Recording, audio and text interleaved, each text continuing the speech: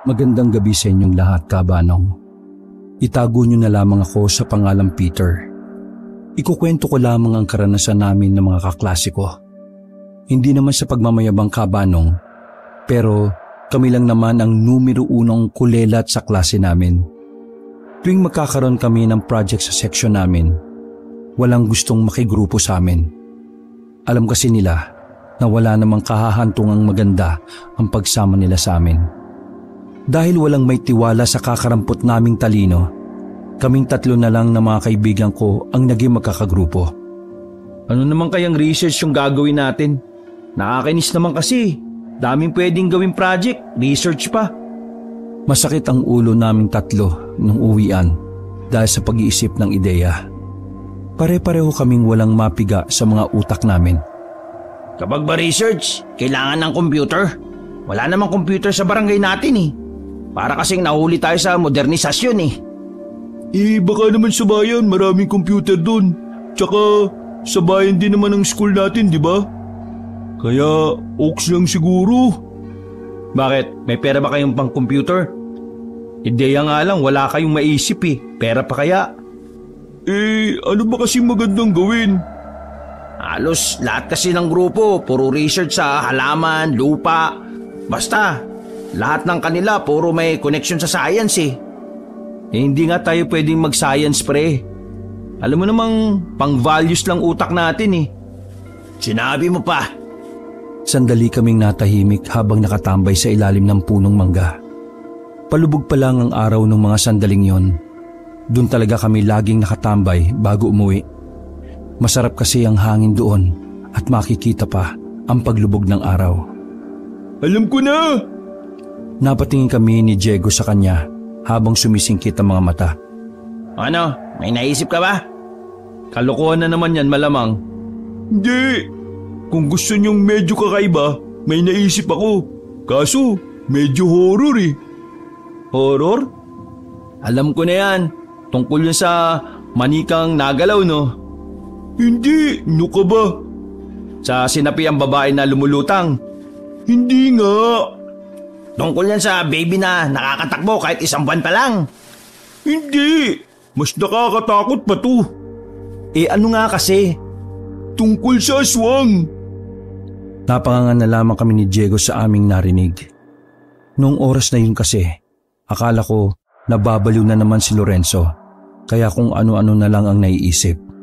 Pero seryoso pala siya sa mga sinabi niya. Sa aming tatlo, si Lorenzo ang nanggaling sa pamilyang naniniwala sa kung ano-anong kwentong bayan. Isa na nga roon ang tungkol sa mga aswang. Aswang? Tulig ka ba? Aswang ang putik. Ginawa mo namang Halloween season ngayon eh. Tingin mo madali lang yan? Mas madali pa ngang maniwala na tanga ka kaysa maniwalang may aswang. Uy, gusto niyo kakaiba di ba? Dito na, aswang. Magtiwala kayo sa akin. May alam ako sa mga aswang at may kilala akong aswang. Nagkatinginan kaming dalawa ni Diego. Wala sa mukha ni Lorenzo ang pagbibiro. Sige, sabihin na nating may aswang nga. Pero paano mo naman mapapaniwala yung teacher natin na totoo nga yun? Sige nga. Ay, ang tanga kayo, tanga eh. Kaya nga tayo magsasagawa ng research para doon, di ba? Para maipaliwanag natin lahat ng mga bagay-bagay. Nagigis niyo ba ako? Pwede naman. Pero hindi kaya delikado yan? Bakit? Naniniwala ka ba sa aswang? Hindi. Pero malay mo. Parang nakakasabik yan eh. Bilis naman magbago ng isipan mong hayop ka. Ano? May naisip ba kayong iba? Kasi kung wala, di subukan na lang natin itong sinasabi ko. Napailing na lang ako. Hindi kasi talaga ako naniniwala sa aswang. Ibig kong sabihin, kahit kailan ay hindi ako naging interesado sa aswang. Ako kasi yung tipo ng tao na maniniwala lang kapag hinarap mo na sa akin ng ebidensya. Pahala na kayo. Trip nyo yan eh. Uy, Peter! Grade natin nakasalalay dito, no? Hindi tayo makakagraduate kapag hindi tayo nakagawa nito. Pre, try lang natin. Malay mo magtagumpay. Hindi tayo may pinakakakaibang research. Ayaw mo ba nun? makikilala tayo sa school bilang mga aswang hunter? May pa-action-action pang nalalaman si Diego habang nagsasalita. O sige na, subukan natin. Basta, bahala kayo gumawa ng mga sulat-sulat ha. Papayag din naman pala eh. Dami pang daldal. Pagkatapos ng pag-uusap na yon, ay sabay-sabay na rin kaming umuwi. Hanggang sa makarating ako ng bahay, ay hindi ko pa rin makumbinsi ang sarili ko na maniwalang may aswang talaga. Para sa akin, nasisiraan lang ng bait si Lorenzo. Sa dami ng pwedeng gawing project, bakit aswang pa? Nag-aalala ko noon na baka ibagsak na lang kami ng teacher namin. O kaya pagtawanan ng buong school dahil ang weirdo ng project namin. Kinabukasan ng umaga ay ipinasa na namin ang research title sa teacher namin. Pagbasa pa lang niya ng pamagat, nakita na namin ang pagsasalubong ng kilay ni Ma'am Silva. Aswang? Sinong nakaisip nito? Agad naming tinuro ni Diego si Lorenzo. Mahiyahiya namang ngumiti si Lorenzo at hindi makatingin ng maayos. Ma'am, ako po. Bakit mo ito naisip? Napansin ko po kasi halos lahat ng gagawin ng mga kaklase namin magkakapareho na. Gusto ko lang po na kakaiba. Sandaling natahimik si Ma'am Silva. Kinakabahan ako noon dahil parang dragon pa naman magalit yon. Pero nung mga sandaling yon, para talagang may himala galing sa langit. Hindi man lang nagalit ang teacher namin. Sa halip, nagustuhan niya pa ang ideya ni Lorenzo. Actually, curious din ako sa aswang. Kaya sige, papayagan ko ang topic na yan. Make sure na magkakaroon kayo ng maayos na input at output ha? Dahil kapag yan palpak, bagsak. Maliwanag? Napasang-ayon na lang kaming tatlo. Tumayo si Ma'am Silva at naiwan kami sa silid. Napakamot na lamang ako sa ulo. Bakit naman kasi aswang eh? Pwede naman sanang tungkol sa pusit kung bakit sila nagbubuga ng maitim na likido. O kaya naman, pwede rin naman bakit nahihiya yung makahiya. O kaya bakit bawal bumahing pag dilat ka. Kailangan talagang pumikit. Ay naku, dahil mo palang alam eh. Bakit ngayon mo lang sinasabi kung kailan na-approve nito ni Ma'am? Nagtanong ba kayo? Sira ulo ka pala eh. Binatukan pa ako ni Diego. Nung araw din na yon ang simula ng project namin. 1 linggo lang ang binigay sa aming palugit kaya wala kaming dapat sayangin na araw.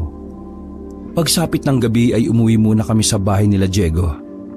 Palihim kaming pumunta sa bodega nila ng mga paputok. Yung kasi ang negosyo ng mga magulang ni Diego. Sa aming tatlo, siya ang mas nakakaluwag-luwag sa buhay. Sigurado ka bang tama tong ginagawa natin? Baka magalit sila papa mo ha? Hindi naman malalaman eh. At saka, kailangan natin to no?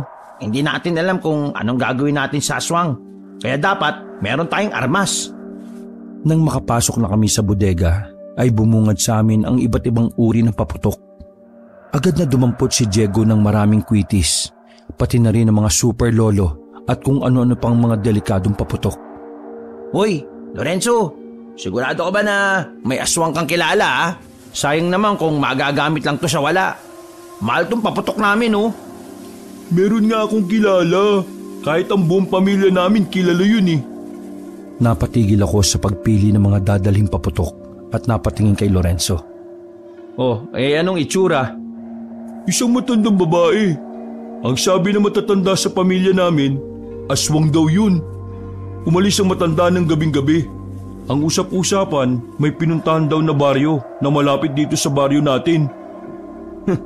Duda talaga ako sa aswang na yan eh. Kasi kung may aswang, edi dapat matagal nang nanggulo dito sa inyo yung mga aswang na yan.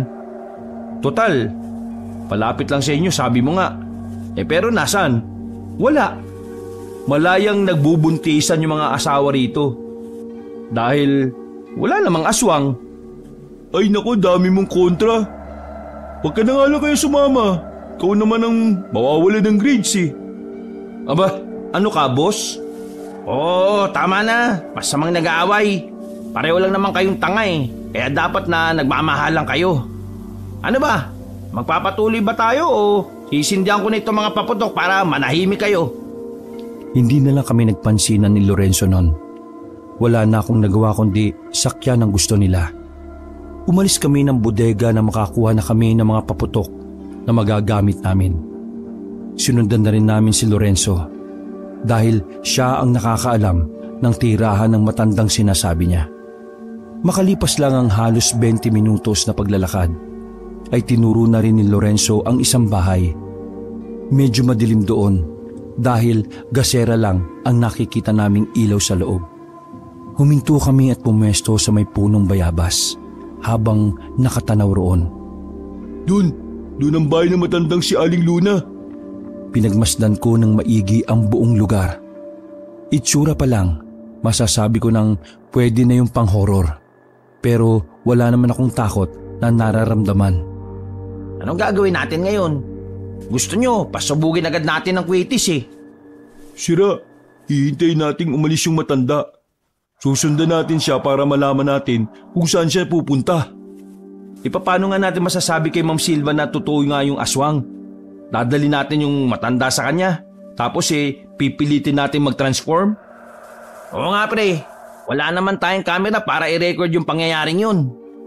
Ay naku, daming arte. Punta muna natin yung sinasabi kong baryo para malaman itong si Peter na totoo yung sinasabi ko. Para manahimik ka na. Gumising na lamang ako at hindi ko na lang siya pinatulan. Naghintay kami ng halos kalahating oras doon. Medyo dinidemonyo na ako noon na magsindi ng super lolo para lang lumabas ang matanda. Pero kahit paano ay nakakapagpigil pa naman ako. Maya-maya pa, nakita naming lumabas na nga ang matandang si Luna. Medyo kuba na siya pero malakas-lakas pa. Mahaba ang buhok niya na abot yata hanggang bewang. Oh, ayun na si Aling Luna. Sumiksik pa kami sa sulok para hindi kami makita. Nagpalingon-lingon pa ang matanda sa paligid para tingnan kung may nakakakita sa kanya. Nang akalaing walang tao sa paligid, nagmamadali na itong maglakad palayo. Napipilitan na lang akong sumunod sa kanila. Nung una ay natitiis ko pa yung ginagawa naming pagsunod. Pero nabahala na ako nang pumasok na kami sa kagubatan. Hindi naman sa duwag ako kabanong, pero ayaw na ayaw ko sa gubat. May trauma kasi ako sa mga ahas. Takot ka no? Kala ko ba hindi ka naniniwala sa aswang? Sira ulo, hindi ako takot. Iniisip ko lang na baka mamaya may sawa o kahit na anong Huwag kang maingay. Malakas ang pakiramdam na matandang yan. Nakatutok lang ang atensyon ni Lorenzo sa direksyon na dinaraanan ng matanda. Talagang pursigido at seryoso siya sa ginagawa naming project. Hindi ko na alam kung gaano nakalayo ang nilakad namin. Nagtataka na rin ako kay Aling Luna dahil parang hindi naman siya napapagod. Ang bilis-bilis niya pang maglakad. Ilang sandali lang ay huminto na kami nang makita naming may baryo na. Lumingon-lingon ulit ang matanda at tiningnan kung may nakakakita sa kanya. Nagmamadaling pumasok ang matanda habang kami naman ay nakatingin lang. Pre, may mga tao pala sa mga ganitong lugar. Liblib na to Anong taong pinagsasabi mo? Mga aswang yung mga yan. Ito yung baryo na pinag-uusapan ng matatanda sa amin dati pa. Yung mga nakikita nating tao sa baryo, mga aswang yan? Gusto mo bang malaman kung aswang? E di, pumunta ka ron. Oh, bakit ako? Si Peter na lang no? Ngumisi na lang ako sa kanila. Kahit nakikita ko na ang sinasabi ni Lorenzo ay hindi pa rin ako naniniwala. Tara, lapit tayo. Seryoso? Mukha ba ako nagbibiro? Tara, hanap tayo ng ebidensya na mga aswang ang mga nandyan. Maingat at dahan-dahan kaming umalis sa kinalalagyan namin. Humanap kami ng pwesto na mas maganda ang anggulo. Gumilid kami sa mga puno ng mangga. Sa puntong yon, nakikita na namin na may mga taong abalang-abala sa kanilang ginagawa. Nung una, akala ko normal lang yon. Kaya hindi ko masyadong binibigyan ng ibang kahulugan. Pero nang mapansin namin, na meron silang kinakaladkad na tao. Doon na ako napaisip. Gagi, ano yun? Di ba tao yun? Bakit nila kinakaladkad? Totoo nga ang haka-haka na meron silang dinadalang tao dito para gawing pagkain. Kaya pala maraming nawawala nitong mga nakaraang buwan sa baryo eh. Sa inyo pala yung naririnig ko sa nanay ko na may dinudukot na tao. Oo, sa amin yun. Nung nakaraan, 2 lalaki ang nawala. Mangingisda. Kaya akala nila nalunod sa laot habang nangingisda eh. Exciting to pre. Parang gusto ko bang lumapit eh. Hindi na pwede.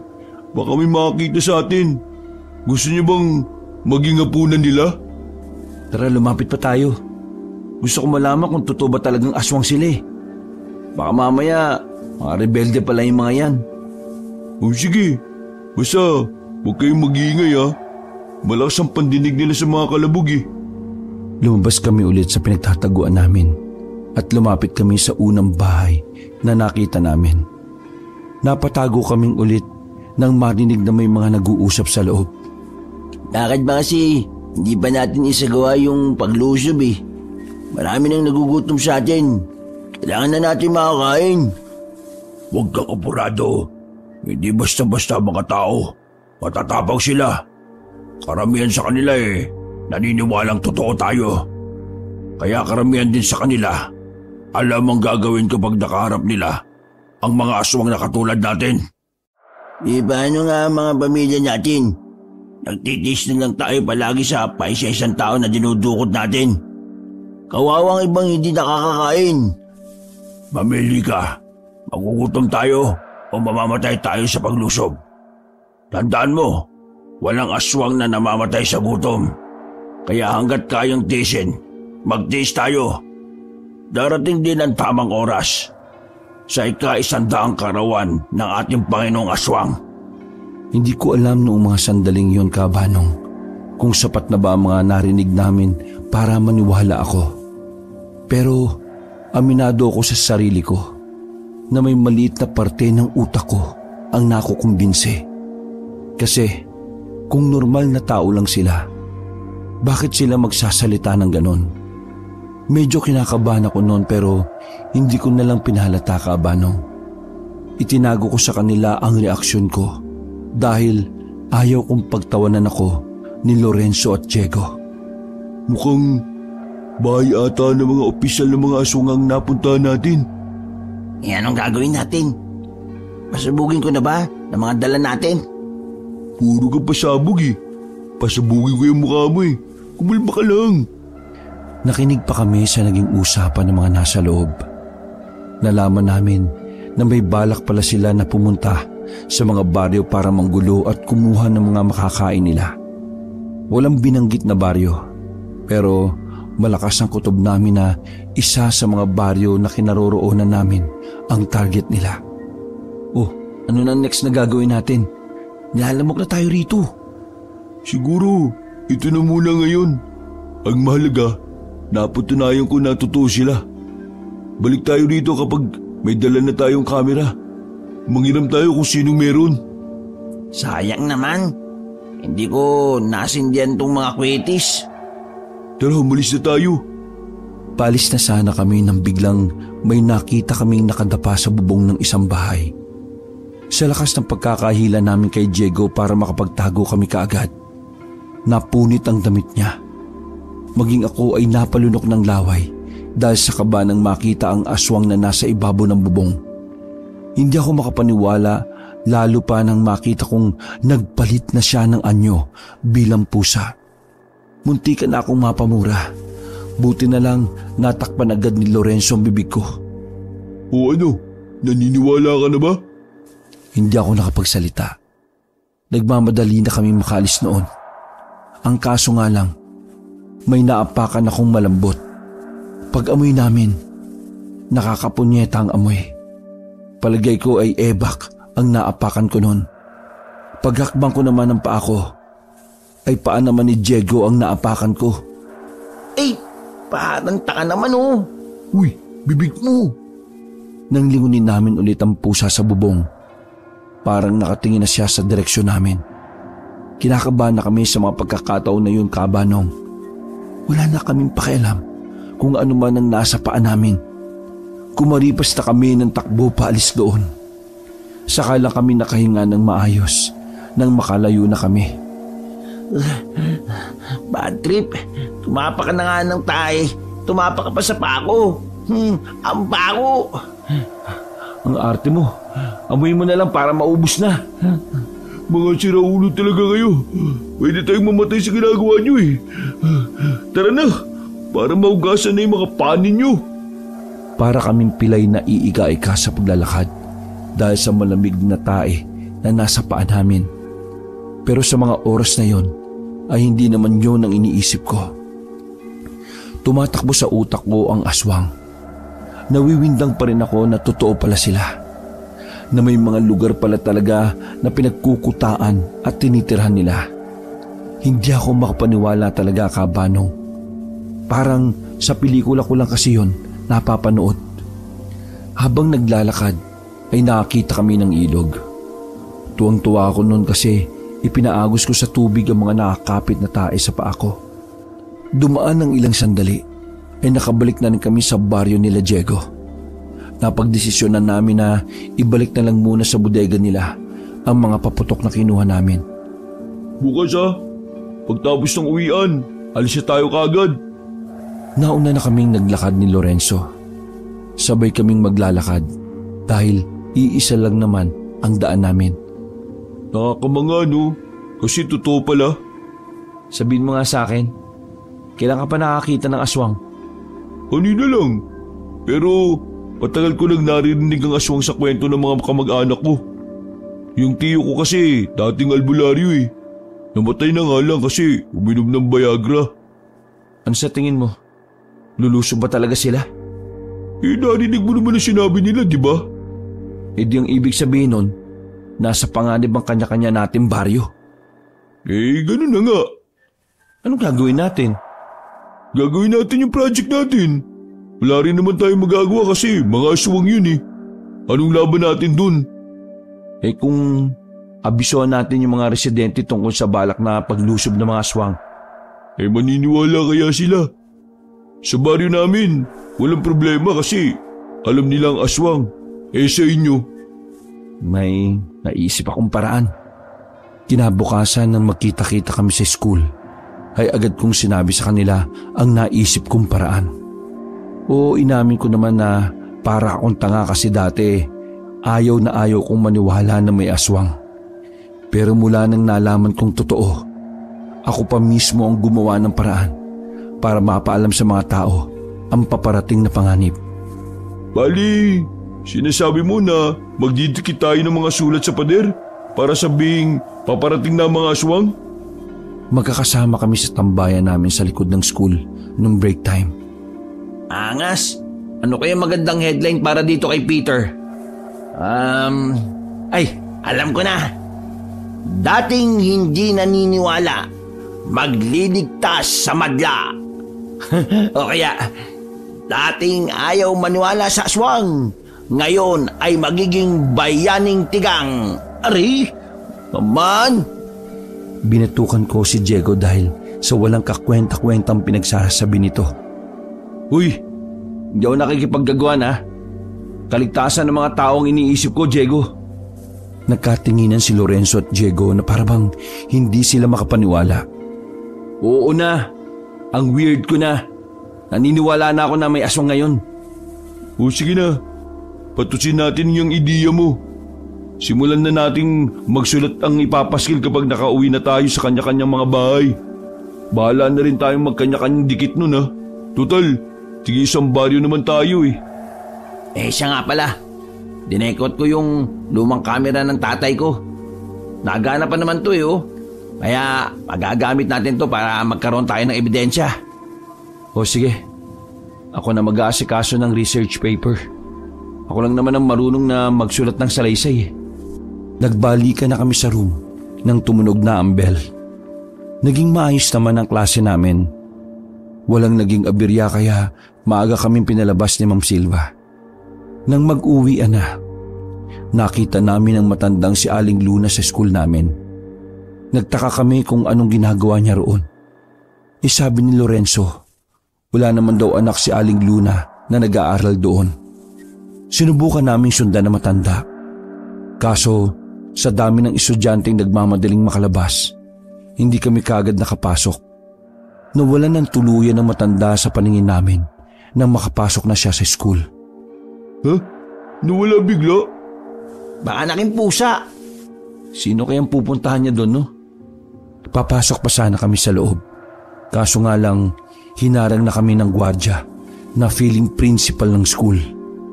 Habang naglalakad na kami pauwi, ay hindi maalis-alis sa isipan namin si Aling Luna. Isang malaking palaisaban sa amin kung papaano siya nakapasok sa school. Parang hindi man lang siya nakita ng gwardya. Si school namin kasi, hindi nagpapapasok ng walang appointment sa loob. Sa itsura na matanda, mukha namang wala siyang appointment.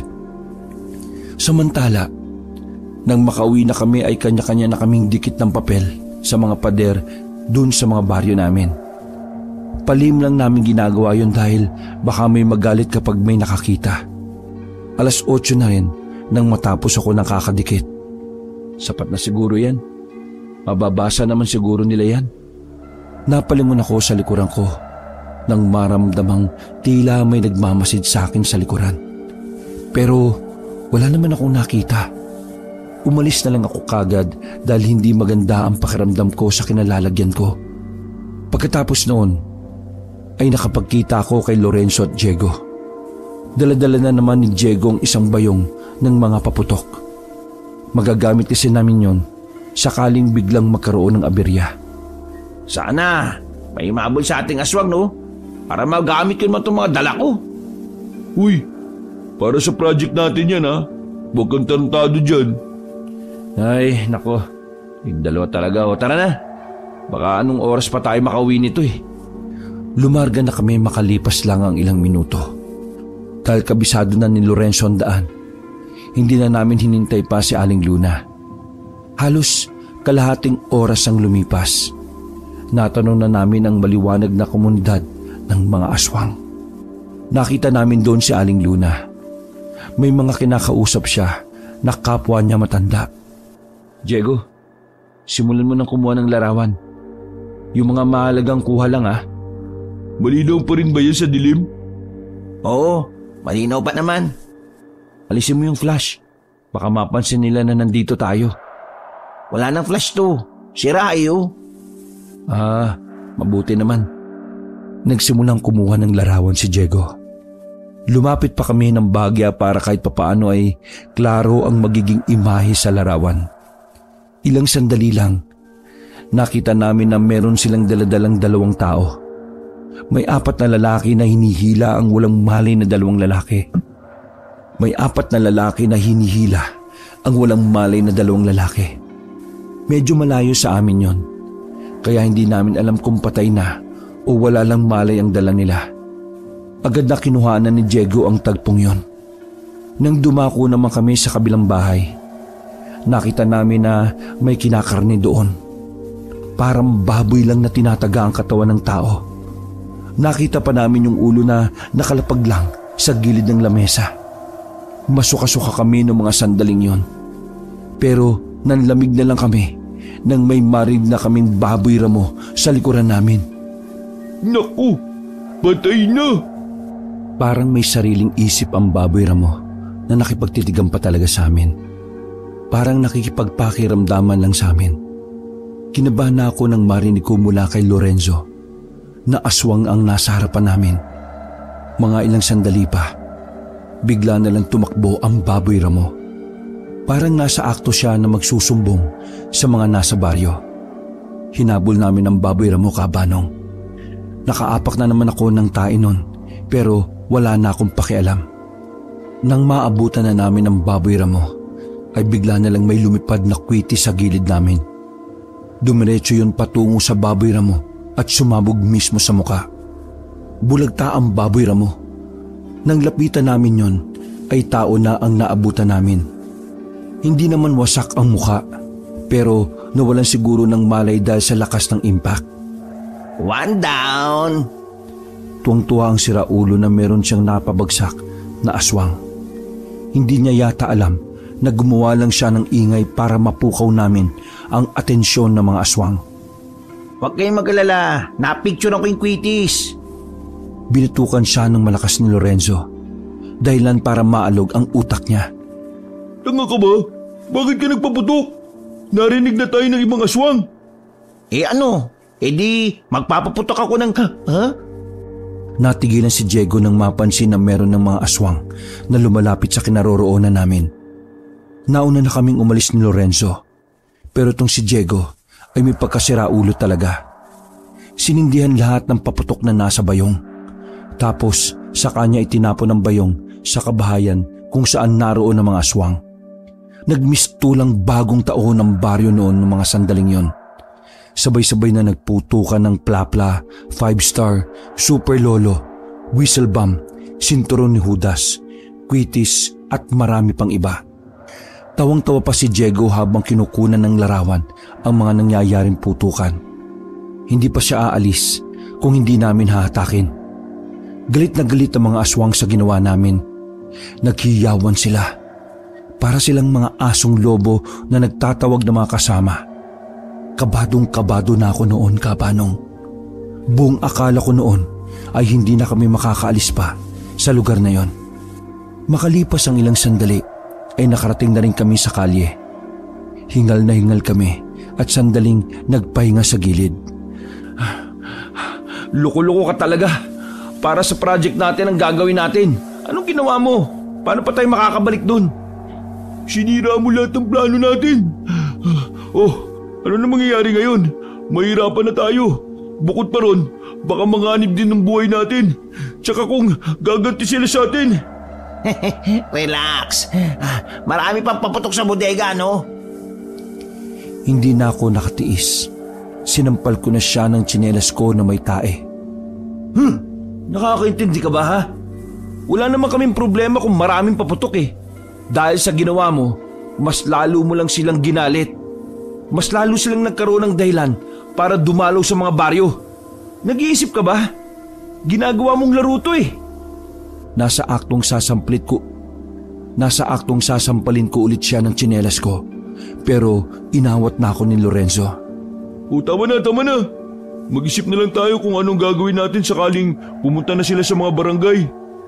Nakapagpaskil na naman tayo, di ba, ng mga babala? Tumango lang si Diego na parang nahihiya. Maya-maya lang ay naamoy na niya na may tae sa pisngi niya. Kaya dali-dali siyang kumuha ng malapad na dahon pampunas. Ina naman to, may tae pa yung pinangsampal sa akin eh. O bakit? Sampalin pa kita ng tae mo eh. Kainis to. Tama na. Pahinga muna tayo, Diego. Puro kayo tayo dyan. Pwede ba tayo sa inyo? Pwede naman pero pwedeng ba kayong tumambay sa babuyan? Doon lang may pwesto eh. May bahay naman doon sa bakante. Palag na yan. Isulat na rin natin sa research paper ang mga nangyari. Tapos, di ba, may mga nakuha kang ebidensya?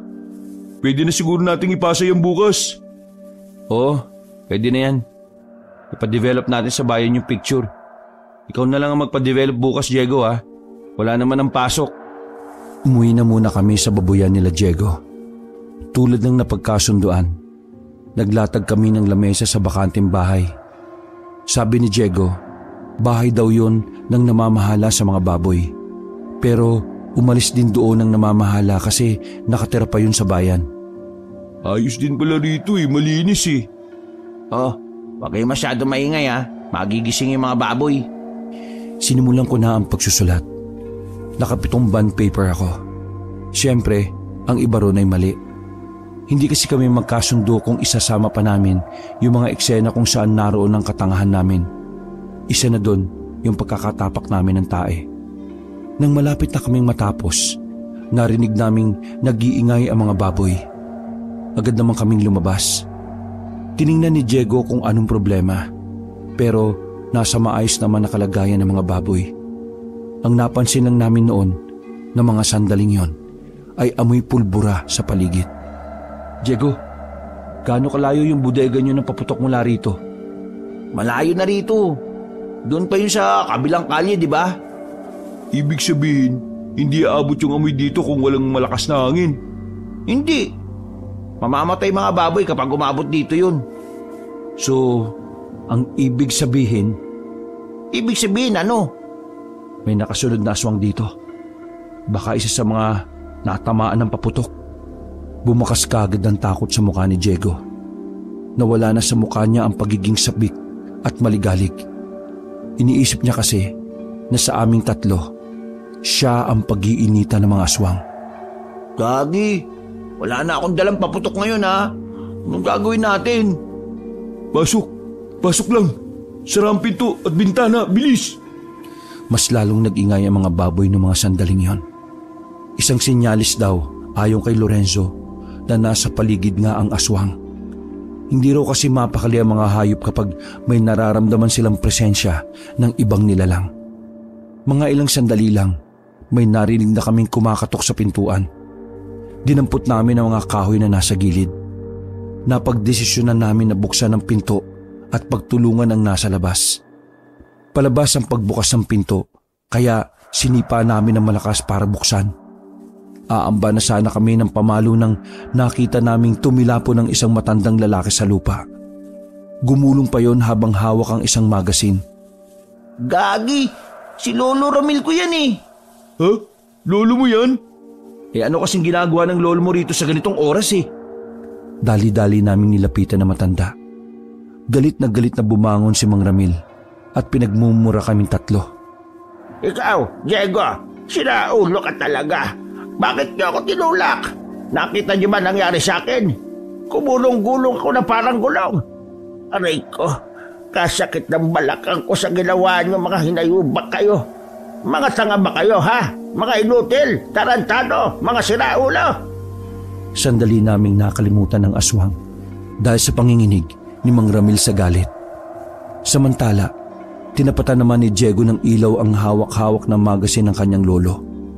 Tinago pa ni Mang Ramil yun kahit nakita naman namin ang nasa cover. Uy, galit-galitan to si Lolo para hindi namin malaman kung anong gagawin niya sa loob ng bahay oh. Hoy, Lo, ano yan dala mo ha? Magasin na bold yan ah. Lo naman oh, tantanan mo na si Aubrey Miles at Maui Taylor. Kapag kayo talaga na-stroke ano nyo, ay nako, ewan ko lang.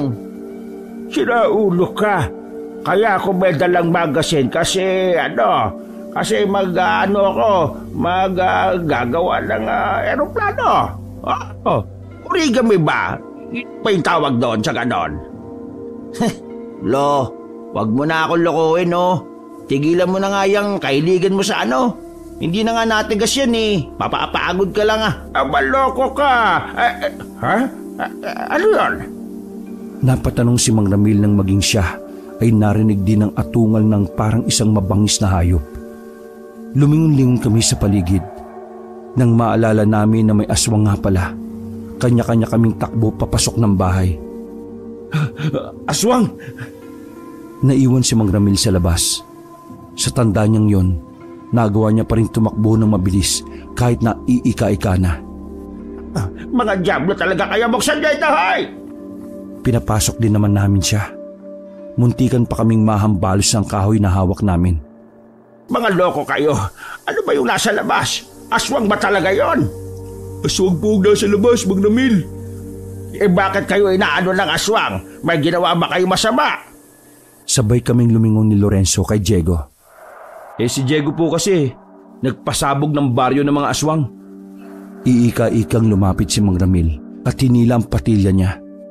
Sutil ka talaga! Anong nakain mo't ginawa mo yon? Alam niyo rin po ba yung tungkol sa mga aswang? Abayo naman, maraming aswang doon sa baryo na yon. Matagal na yun eh. Bakit yung binulabog? Gagawa lang sana kami ng project. Kaso itong apo nyo, sinapian ng katangahan. Ay nako, wala na talagang pinipili ang katangahan na. Pati itong apo ko sinapian na rin. Ay di bale, akong bahala sa aswang na yan. Meron akong pangontra dito. Inangat ni Mang Ramil ang damit niya at nakita namin ang nakatali sa bewang niya. 3 bala na kulay pilak ang nakasabit sa tali. Sige, buksan niyo ang pinto. Pagbukas ng pinto, ay pinakita ni Mang Ramil ang nakatali sa bewang niya. Naramdaman na lang namin na umalis na ang aswang na nasa labas. Epektibo ang pangontra ni Mang Ramil. Gusto nga sanang hingin ni Diego yun, pero ayaw ng matanda.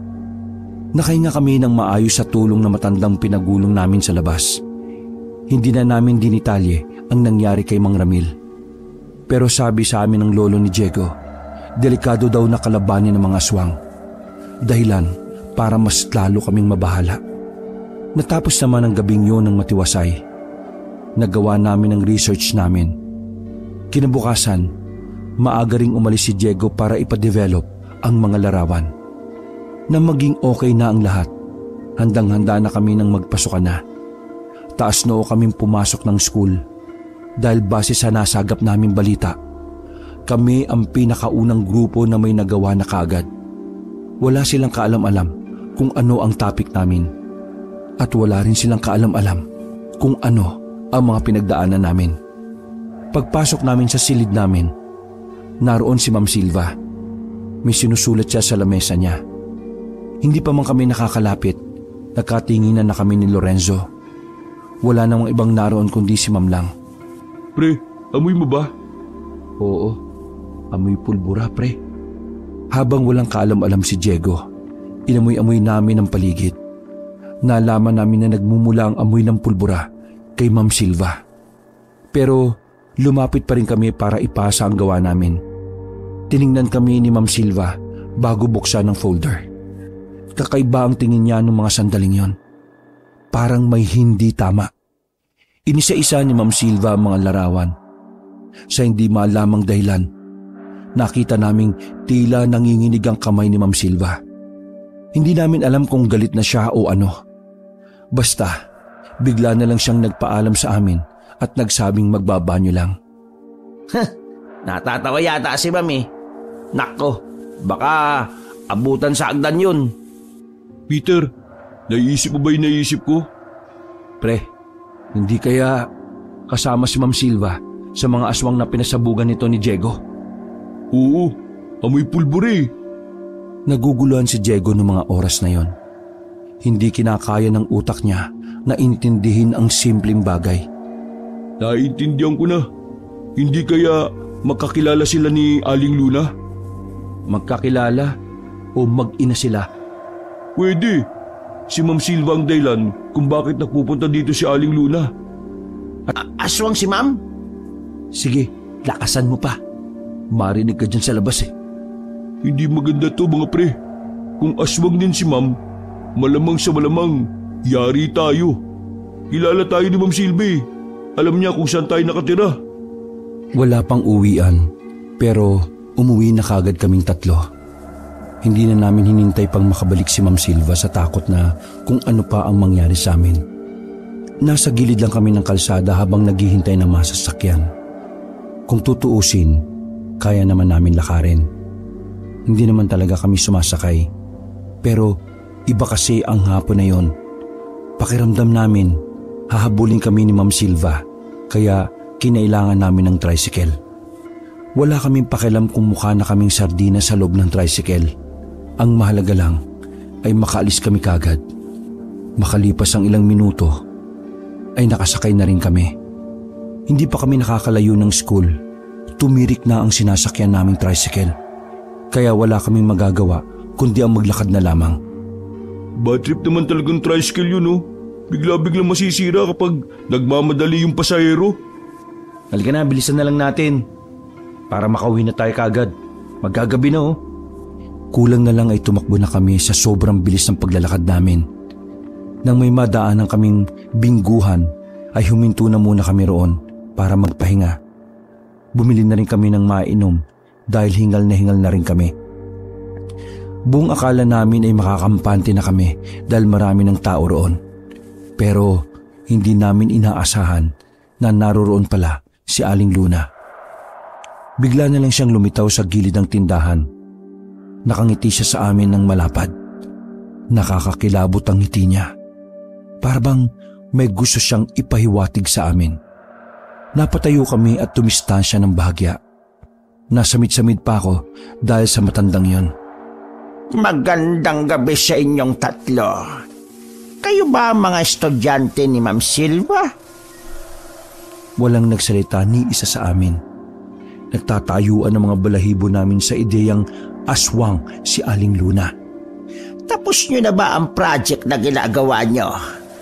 Ano-ano nalaman nyo tungkol sa mga aswang, ha?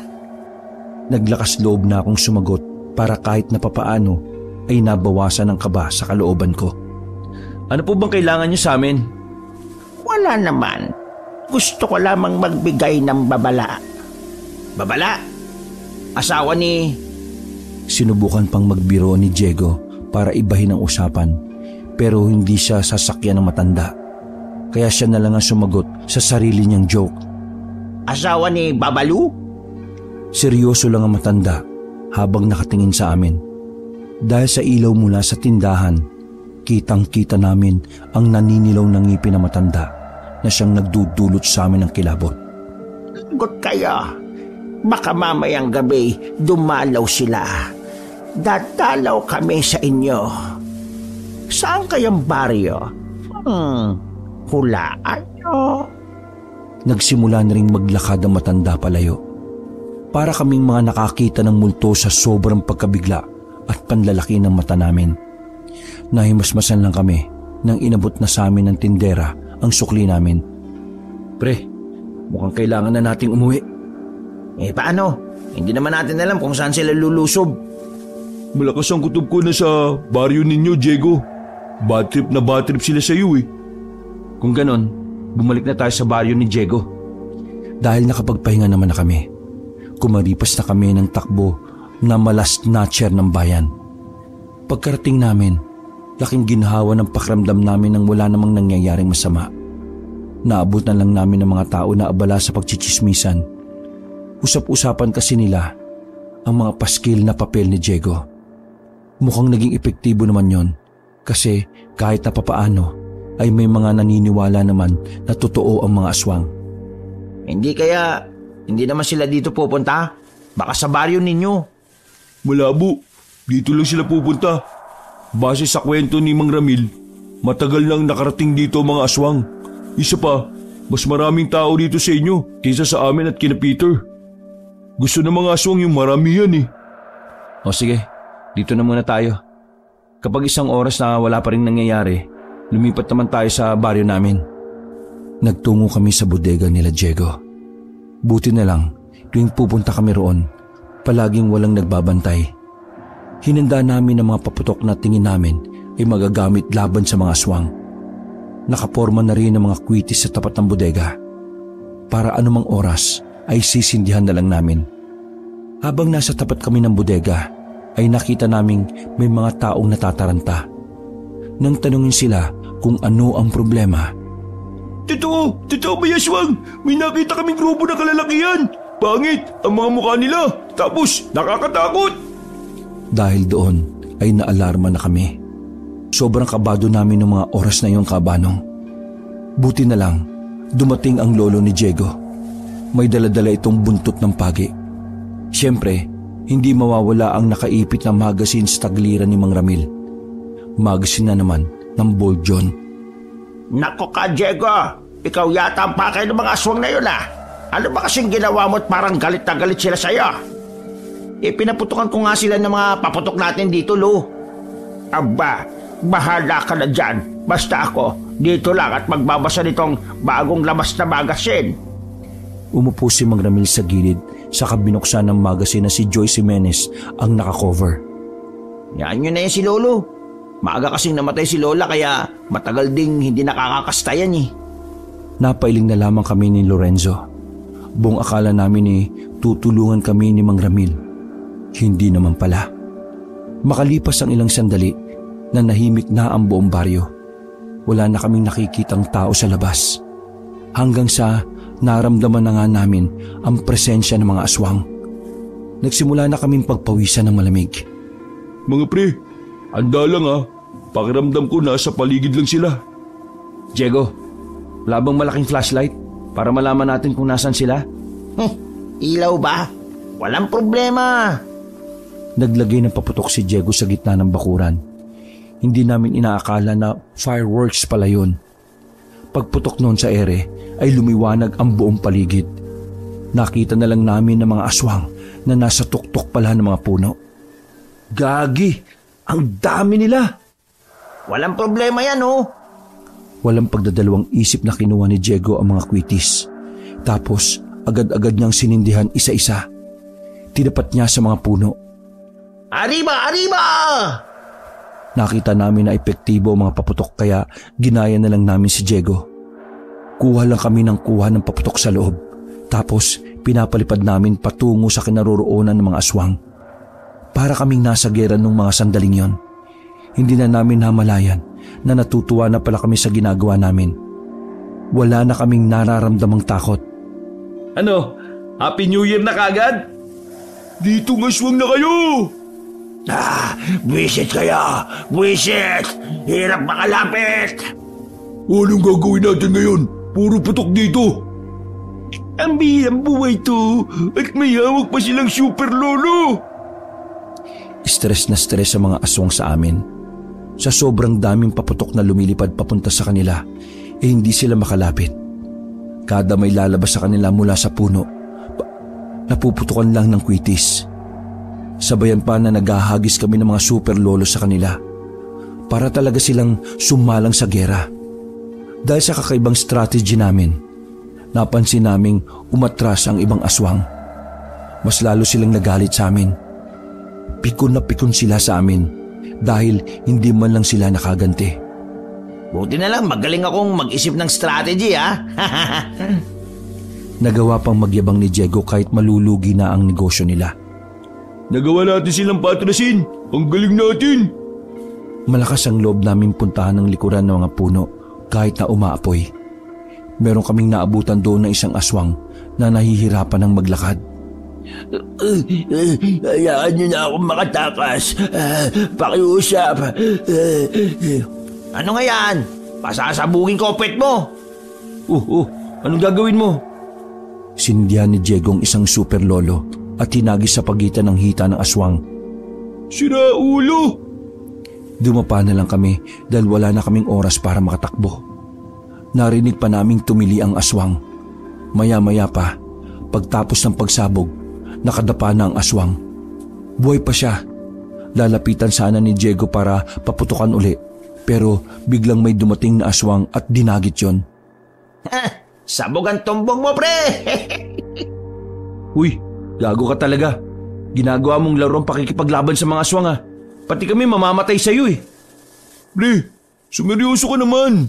Oo, alam namin na naging maayos ang naisip mong strategy. Pero wag mo naman mamalitin ang mga aswang. Hanggat hindi natin sila nauubos, lalo lang silang nagkakaroon ng dahilan para gumanti. Ayun naman, oh. Di na lang maging masaya kasi napatras natin sila, eh.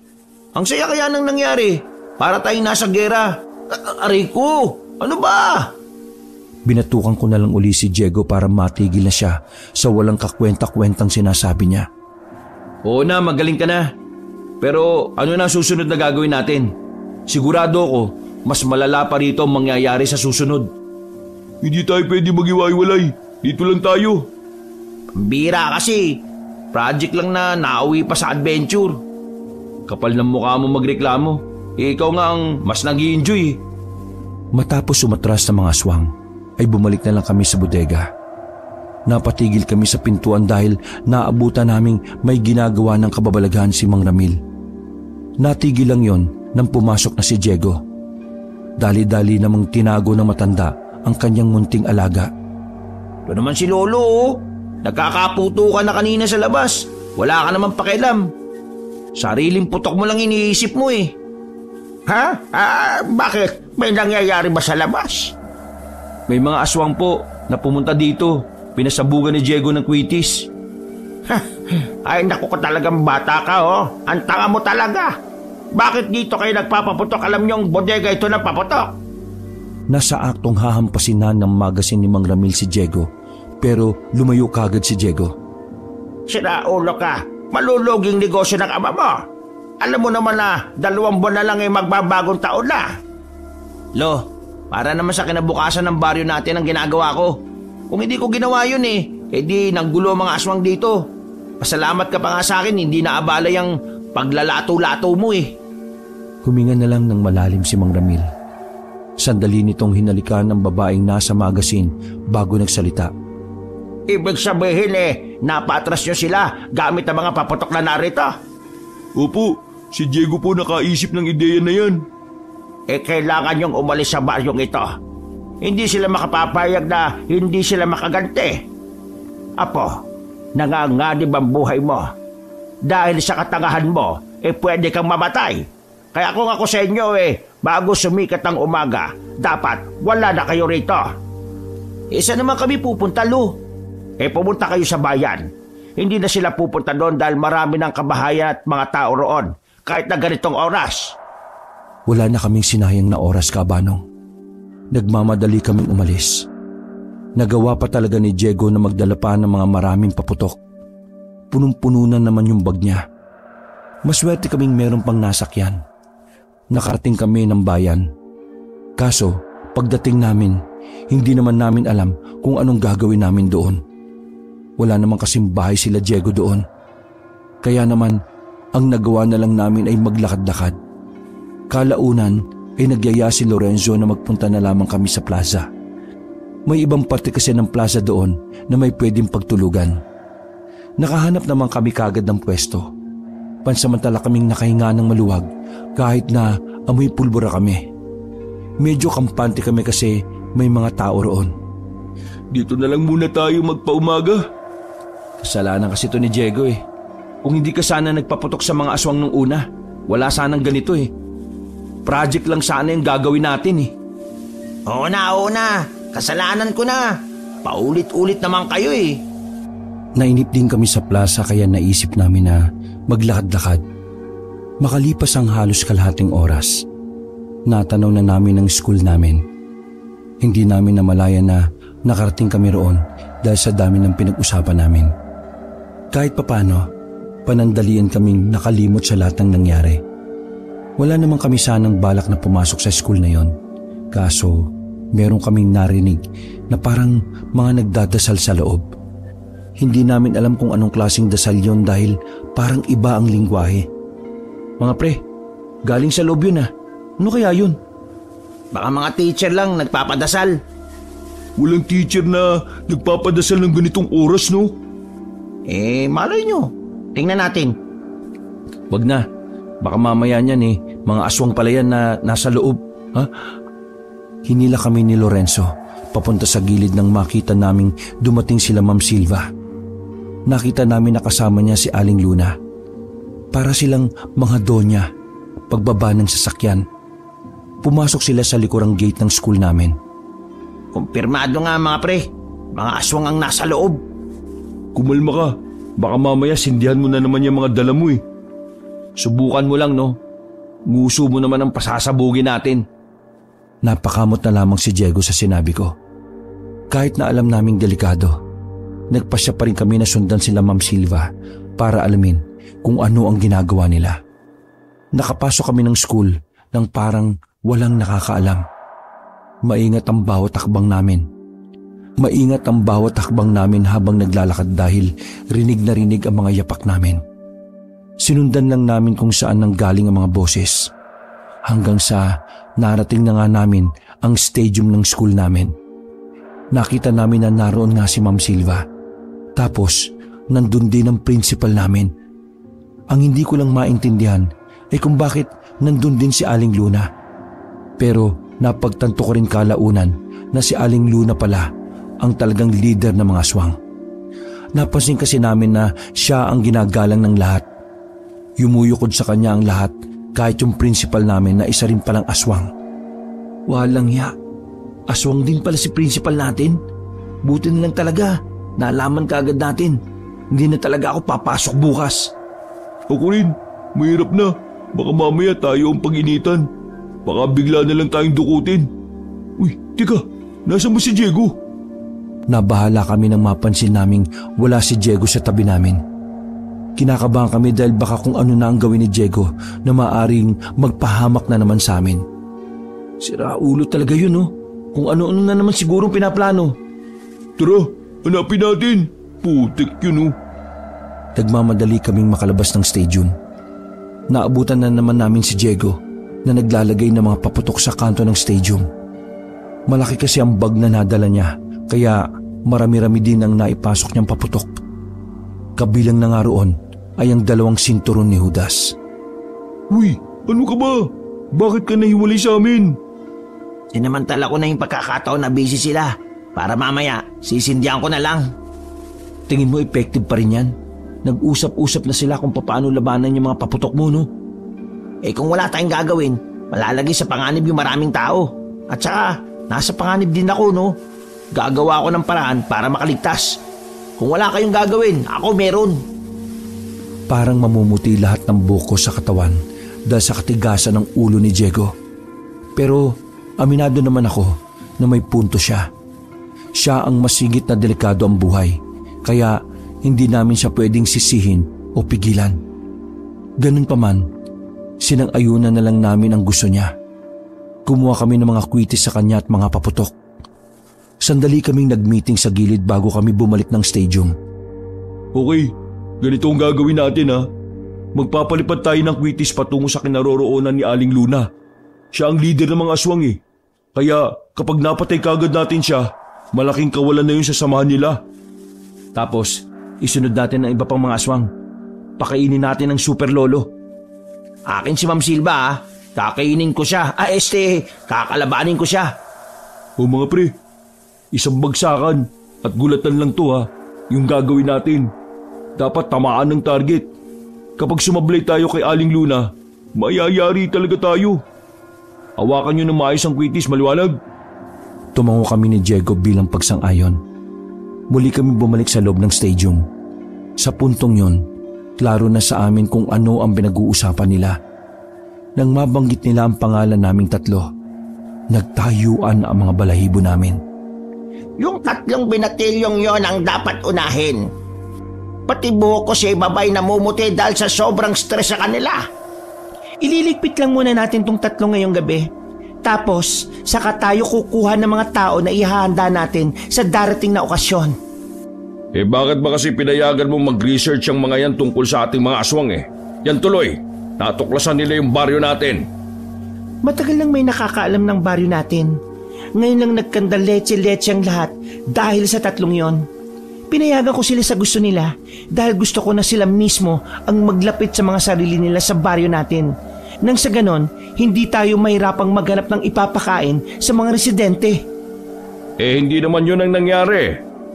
Wala namang mangyayari kung magsisisihan at magtuturoan tayo kung sino ang nagkamali. Ang mahalaga sa akin ngayon ay mapatay ang 3 yon. Masyado na akong ginigigil na mga yon. Punong-puno na ako. Natahimik ang principal namin at si Ma'am Silva. Habang kami naman ay naghihintay na lang sa tamang pagkakataon. Nang makita naming tumayo na si Aling Luna, nagsindi na kami ng posporo. Agad naman silang tumingin sa kinaroroonan namin nang maamoy nila ang pulbura. 3, lalo ka na, Diego! Nag-echo pa ang boses ni Ma'am Silva sa buong stadium. Habang kami, nasa itaas lang kami sa hilera ng mga upuan. Mga pre, go na! Sabay-sabay naming sinindihan ng mga kwitis. Ayan na naman ang mga kwitis na yan.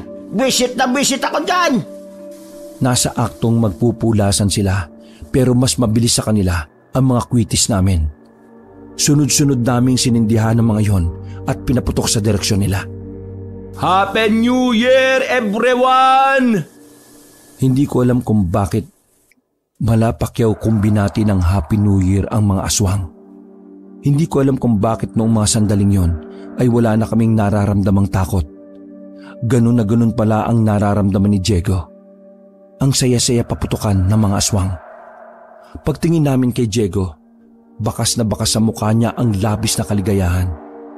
Ganun din kay Lorenzo na sigil ang pagpapalipad ng kwitis sa buong stadium. Binalot na ng usok ang paligid. Mga boses na lang ng mga nagtitili ang aswang ang naririnig namin. Ma'am Silva! Sa'yo na project namin! Tutal, aswang ka naman eh! Ma'am Silva, anong project ha? Tusta ka sa amin ngayon. Mga walang hiya kayo! Mga walang hiya, mga tao! Inuubo na ako! Walang nagawa ang mga aswang sa amin. Takot na takot silang maputukan. Pero hindi pa nakontento si Diego. Nagsindi pa siya ng maraming whistle bomb. Tapos pinagahagis niya sa kinaroroonan ng mga aswang. Papatayin niyo kami!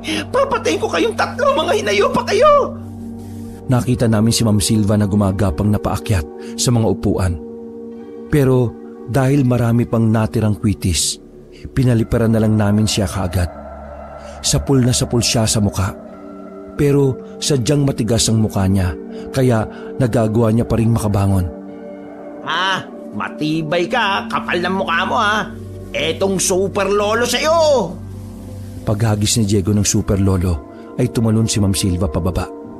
Halos mabingi-bingi naman kami sa lakas ng impact. Naalugan tutuloy ko doon, gagi ka. Oh, katakas si Ma'am Silva oh. Oy, mga aswang, ayaw nyo na ba? Marami pa akong plapla dito. Nagmamadali kaming bumaba at lumabas ng stadium. Nanghihina na ang ibang aswang habang naglalakad sila papalayo. Magpapaputok pa sana kami pero si Ma'am Silva at ang principal namin ang humarap sa amin. Tumakas na kayo, Luna. Bibigyan namin ng leksyon itong mga batang ito. Anong bibigyan ng leksyon? Pride aswang kayo sa amin ngayon. Nasa aktong aatake sa amin ang nalapnos ng si Ma'am Silva. Pero sabay-sabay na kaming nagsindi ng fountain. Nasisilaw sila sa sobrang liwanag. Sunod naman naming sinindihan ang mga sinturon ni Judas na medyo maliliit. Para silang nagtitinikling habang iniilaga ng mga sunod-sunod na putok. Tawa kami ng tawa. Walang paglagyan ng saya namin habang pinagmamasdan silang stress na stress sa buhay nila. Akala ko ba mga mababagsik ang mga aswa? Ha? Natigilan ang sasabihin ko nang biglang lumundag sa akin si Ma'am Silva. Pumaibabaw siya sa akin. Pilit niyang inilalapit ang lapnos niyang muka sa liig ko. Buti na lang din nagsindi ng lusis si Diego at tinapatan niya sa mata si Ma'am Silva. Kaya naman agad din akong nabitiwan ng teacher namin yon. Mabaisit talaga kayo sa buhay namin. Bakit ba kayo pinanganak sa mundo? Pinanganak kami sa mundo para bisitin ang mga aswang na katulad nyo. Itigil niyo na ang binabalak niyo sa mga baryo para wala namang visit sa inyo. Anong tigil-tigil? Tusta kayo sa amin. Manahimik ka nga muna. Kung gusto niyo ng kapayapaan, lubayan niyo ang mga nananahimik na tao. Umanap kayo ng ibang pagkain Kapag hindi kayo tumigil, mapipilitan kaming pasabugin ang baryo ninyo. Marami pa kaming kwitis. Ang ibig ko sabihin, may isang bodega pa kami ng mga paputok. Paano, Ma'am Silva? Niloko mo kami. Nagpanggap ka na tao pero may masama ka palang balak. Marami na kayong binibiktimang tao. Itigil nyo na ang kahibangan ninyo. Kasi kung hindi, super lolo ang para sa inyo. Wala akong pakialam. Kailangan namin mabuhay kaya kailangan niyong mamatay. Ganon ha? Inilabas na ni Diego ang tinatawag naming sawa. Isang sinturon ni Judas na sobrang haba at sobrang laki. Nanghiya talaga to si Diego. Parang si Doraemon Daming laman ng bag. Nanlaki ang mata ni Ma'am Silva nang makita ang sawa namin. Hinawakan namin ang dalawang magkabilang dulo at tumakbo kami paikot sa kanila. Nang mapalibot na namin sa kanila ang sinturon ni Judas, ay dali-dali itong sinindihan ni Diego. Kita namin na parang nagtitinikling na naman ang principal namin at si Ma'am Silva. Tama na! Ayoko na! Suko na kami! Suko na kami! Mga hinayo pa kayo. Bakit hindi kayo natatakot sa amin? Bakit napakatarantado ninyo? Sa pilitang lumundag ang principal namin at si Ma'am Silva palis sa paputok. Pagewang-gewang silang lumabas ng stadium. Hahabulin pa sana sila ni Diego pero pinigilan na namin siya. Tama na pre. Hayaan na natin sila makalis. Sigurado ko mananahimik na sila pagkatapos nito. Diego, hindi tayo pumapatay. Sapat nang napatunayan natin na hindi papatakalo mga bobo sa klase. Natalo namin ang mga aswang na yon at wala man lang nasugatan sa amin kahit isa. Umatras ang mga aswang sa sobrang stress at inis dahil sa mga kalokohan na ginawa namin. Kinabukasan, pagbalik namin ng school ay walang pasok. pansamantalang nakasara ang school namin. Ang nalaman namin, nag-resign na raw si Ma'am Silva at ang principal namin. Mula nang ipanalo namin ang laban na yon, kahit kailan ay hindi na nagparamdam ang mga aswang sa bawat baryo. Naging alerto na rin ang mga tao at halos lahat ay naniniwala na rin sa aswang. Masaya kami dahil napigilan namin ang binabalak na paglusob ng mga aswang. Ang hindi lang naman masaya sa amin ay si Diego dahil pinalaya siya ng ama niya nang malugi ang negosyo nilang paputok. Wakas. Magandang gabi sa inyong lahat, kabanong. Itago